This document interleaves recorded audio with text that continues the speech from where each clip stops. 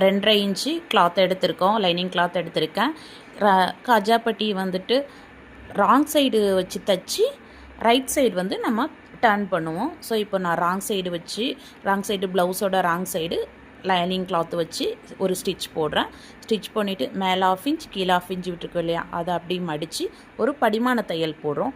படிமான தையல் போட்டு முடித்ததுக்கு பிறகு அந்த பேலன்ஸ் இருக்கிற கிளாத்தை அப்படி ராய்ஜஸ்லாம் உள்ளே ஃபோல்டு பண்ணி 1 இன்ச் அகலம் விட்டு நம்ம நீட்டாக ஃபினிஷிங் தையல் போடுறோம்.